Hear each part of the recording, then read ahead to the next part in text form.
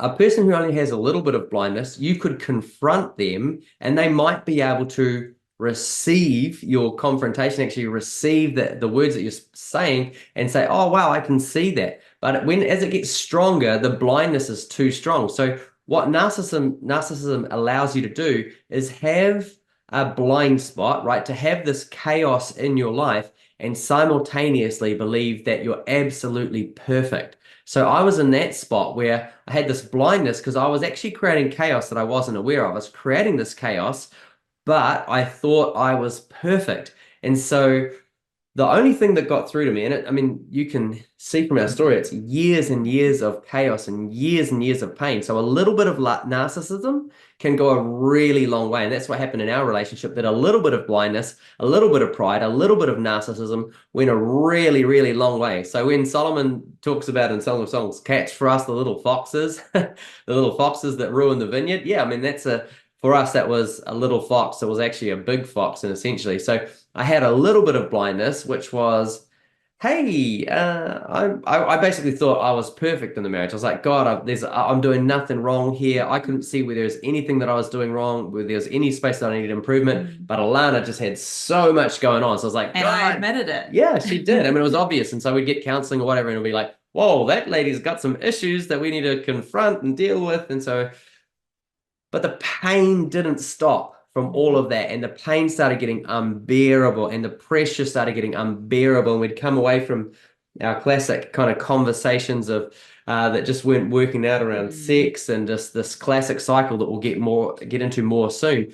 But it just caused this dark cloud to come around me, a swarm of negative thoughts to fill my mind, this supernatural, just this spiritual pressure of that just crushing down. You're like, and the pain completely unbearable from rejection and all of those elements of just unbearable pain flaring up in me. I'm like, God, like, how? You're crying out. And then it was in that moment, that the pain was the thing that got through my blindness. The pain was the thing that got through into my narcissism. The pain was the thing that exposed my blind spot. And I was like, oh God, I was like, hey, if there's something that I need to take ownership for, what is it? And I wasn't really even expecting that he was going to highlight anything. I was like, oh, I'm doing pretty good here.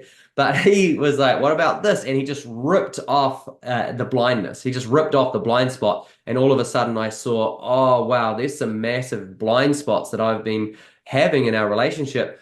And there's some opportunity for ownership that I am invited into right now. And so I was at that point and had to dance the dance between extreme ownership and narcissism. So uh, I leaned into extreme ownership, and that's painful. When you lean into ownership and extreme ownership, that's painful. And one of the big reasons why pride and narcissism get a stronghold in our lives is because pride and narcissism are actually there to protect us from the feeling of being wrong. So if you don't like being wrong, then extreme ownership is going to be that's going to be expensive. It's going to be painful. It's going to be too much. So but I was like, okay, God, let me lean into this place of extreme ownership. And there was a big area there where I could take extreme ownership, and that was in